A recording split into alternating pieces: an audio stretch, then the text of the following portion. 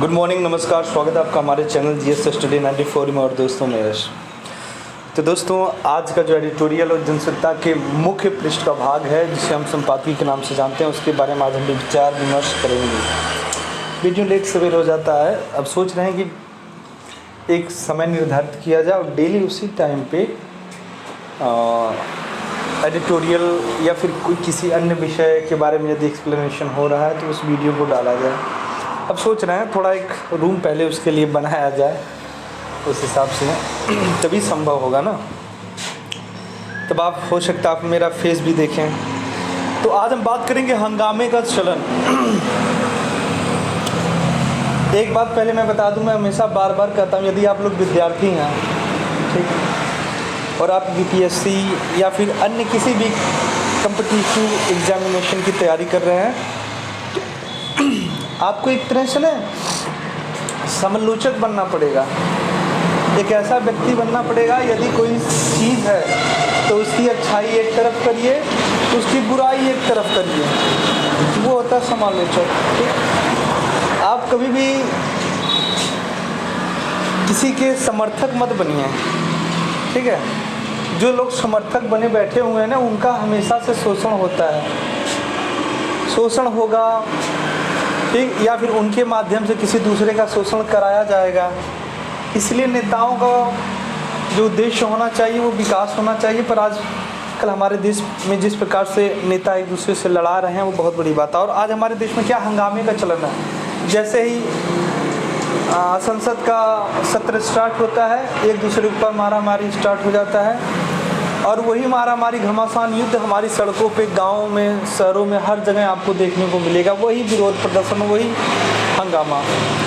या फिर आप चले जाइए अपने अपने विधानसभा में, वही स्थिति चल रही चारों तरफ। तो कहीं ना कहीं आजकल, पहले क्या होता था ना, लोग जब ईश्वर में आस्था रखते थे तो उनका ये उद्देश्य होता था कि मैं इनका भक्त बन जाऊं। आजकल लोग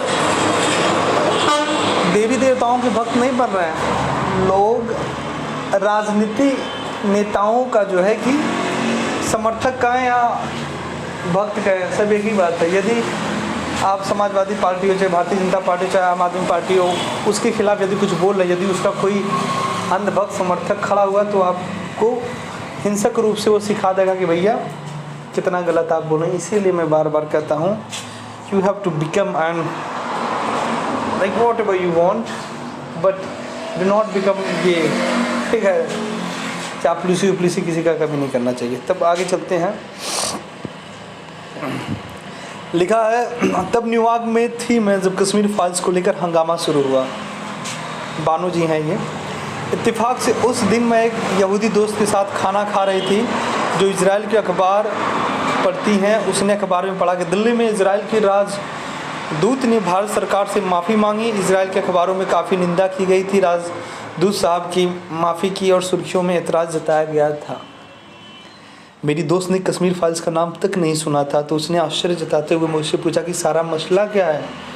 मैंने जब उससे बताया कि इस फिल्म को लेकर भारत सरकार की तरफ से काफ़ी समर्थन मिला है तो उसको अजीब लगा। भारत एक लोकतांत्रिक देश है, वहाँ फिल्म निर्देशक को सरकारों का समर्थन मिलना ही नहीं चाहिए, सिवाय इसके कि जब फिल्म सरकारी प्रचार के मकसद से बनाई जाती है। तो मैं फिर बताऊँ, यदि आप भारतीय जनता पार्टी के महामुहिम बने बैठे हैं तो हो सकता है ये वीडियो आपको गलत लगे। मैं बार बार कहता हूँ, यदि आप पढ़े लिखे होंगे तो आप कभी भी भटक नहीं सकते हैं।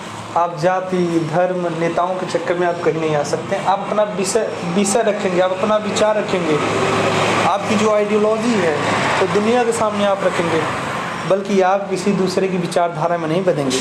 तो सीधी सीधी बात है, जब हमारा देश एक लोकतंत्र है तो हमारी सरकारें किसी एक विशेष धार्मिक फिल्मों के निर्देशक और फिल्मों को प्रमोट कैसे कर सकती हैं। कोई एक फिल्म मुझे बता दीजिए जो मुसलमानों के हित के लिए बनी हो या मुसलमानों के शोषण के ऊपर बनी हो, किसी अन्य देश में बनी हो और भारत देश में उसे टैक्स फ्री किया गया हो। पर ऐसी तमाम तरह की फिल्में आपको गिना सकता हूँ जो स्पेशली नेताओं के व्यक्तित्व के लिए बनी, उनके प्रचार के लिए माध्यम बनी, धर्म के ऊपर बनी, जाति के ऊपर बनी। तो ऐसे में जिस राज्य में उन नेताओं का यदि उनसे कुछ मिल रहा है उस फिल्मों के माध्यम से, तो क्या करते हैं, टैक्स फ्री मूवी कर देते हैं। अरे टैक्स फ्री मूवी करना है तो ऐसी मूवियाँ करिए जिससे हमारा समाज कुछ सीखे, समाज में सौहार्द बढ़े, जाति और मजहब के नाम पे एक दूसरे से कोई न लड़े। जिन्होंने यहाँ पे जो विचार रखा है उसे आप काट नहीं सकते हैं। हालांकि जो अंधभक्त हैं वो विरोध करेंगे, विरोध इतना चरम तक कर रहे हैं कि ऐसे में हिंसा पर भी उतारू हो गए हैं। वही मैं बता रहा हूँ ना आपको, आज से 5-6 महीने पहले की घटना है पंजाब के अंदर, शायद मतलब बेअदबी का मुद्दा उठा था कि ये कोई दलित सिख था, उसने एक पुस्तक छू ली। क्योंकि ये देखिए सिखों में कोई आप किसी भी धर्म से संबंधित है, सारे धर्मों की जो पुस्तकें होती हैं बहुत धार्मिक, बहुत पवित्र होती हैं, पर इसका मतलब नहीं यदि कोई उसे टच कर दिया उसी धर्म से संबंधित तो आप उसको जानवर की तरह काटेंगे। और जिस निर्ममता के साथ उसकी हत्या की गई थी, उसको टॉर्चर किया जा रहा था, पूरा वीडियोज बना के जो है सोशल मीडिया पे डाला गया था। यही सारी चीज़ें, यही जानते हैं, यदि सरकार किसी एक जाति के धर्म को या समुदाय को अगर आगे बढ़ाएगी, उसे इम्पीचमेंट करेगी, भेद करेगी, तो यही स्थिति पैदा होगी आगे चलकर। मैंने जब समझा कि कश्मीर से हिंदुओं का पलायन एक अति संवेदनशील मामला है इसलिए हल्ला मच रहा है, और फिर हैरान हुई, उसने कहा कि उसकी समझ में नहीं आता कि कश्मीरी हिंदुओं का पलायन रोका क्यों नहीं गया होने से पहले। और अब जब दिल्ली में एक हिंदुत्व हृदय सम्राट आसीन है, प्रधानमंत्री निवास में कश्मीरी हिंदुओं को वापस घाटी में बसाने का काम क्यों नहीं हुआ है? सवाल उसका वाजिब था, लेकिन मेरे पास उसका कोई जवाब नहीं था। सही बात है। इस तरह की फिल्मों के माध्यम से आप क्यों भारत के सौहार्द को बिगाड़ना चाहते हैं? दुनिया जानती है इस चीज़ को। कहीं न कहीं आप लोगों के बीच में यह भ्रम पैदा करना चाहते हैं, आप सामुदायिक हिंसा करने की फिराक में हैं, इसलिए आप इस प्रकार की फिल्मों का प्रचार प्रसार कर रहे हैं और भारतीय जनता पार्टी वाले इस फिल्म को प्रमोट कर रहे हैं। मैं आपको बता दूं, यदि विपक्ष में यदि राजनीतिक पार्टी न हो तो सत्ता में जो शासन में है उस सरकार जो पार्टी है वो अपने अनुसार सारा कार्य करने लगेगी। जब उसके खिलाफ कोई विरोध का स्वर ही नहीं होगा तो जो चाहेगी वो करेगी, वो निरंकुश हो जाएगी। ठीक, ना कोई ब्रेक होगा, ना कोई हैंडल होगा, जिधर चाहेगी उधर, जिसको चाहेगी उसको बर्बाद करेगी। इसीलिए विपक्ष का, एक मजबूत विपक्ष का होना बहुत ही आवश्यक है, अन्यथा यही स्थिति होगी जो आज बनी हुई है।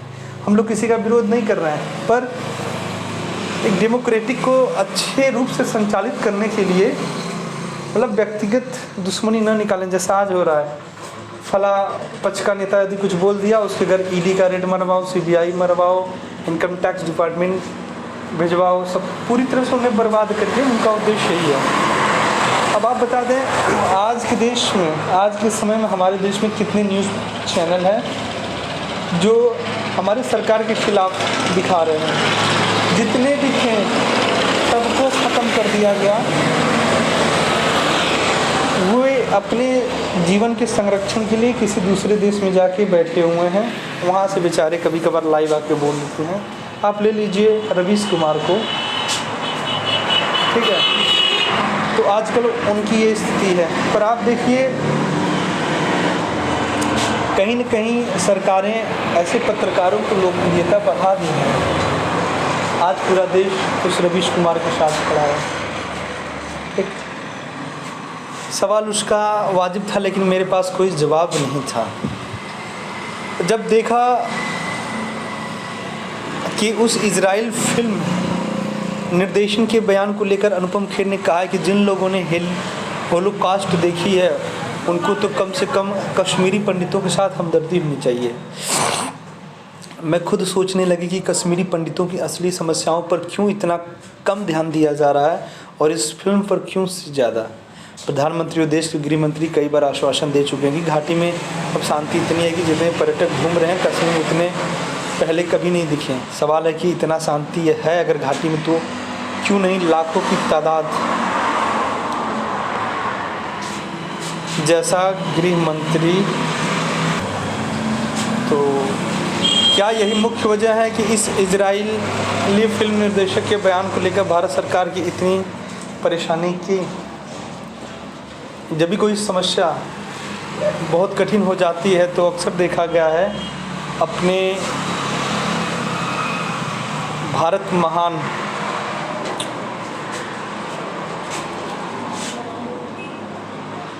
में कि हमारे नेता और आला अधिकारी उससे ध्यान हटाने की कोशिश लग जाते हैं ताकि असली मुद्दा भूलकर भोली जनता किसी और चीज़ को लेकर रौला मचाना शुरू कर दे। रही बात कश्मीर फाइल्स की, तो इसमें कोई शक नहीं है कि पिछले साल सबसे ज़्यादा पैसा कमाया था इस फिल्म ने। लेकिन क्या सिर्फ इसलिए हुआ कि इस फिल्म में हिंदुओं को मुसलमानों के खिलाफ भड़काने की बहुत सारी बातें थीं? पंडित घाटी से पलायन करने पर मजबूर हुए थे। पंडित 1989-90 में सरकारी नाकामी के कारण जब जिहादी आतंकवाद फैलने लगा घाटी में, तो सबसे पहले आत्मसमर्पण किया उन लोगों ने जिनको जनता सुरक्षा काम सौंपा था। अब एक चीज़ मुझे बताइए, कहीं न कहीं पहले से हिंदू मुसलमानों के बीच जो खाई उभरती चली जा रही है, इस चीज़ को कभी आपने महसूस किया है? इसके पीछे जानते हैं परंपरागत रूप से कई लोग, डायरेक्ट और इनडायरेक्ट लोगों का इन्वॉल्वमेंट है, इसलिए ऐसा हो रहा है।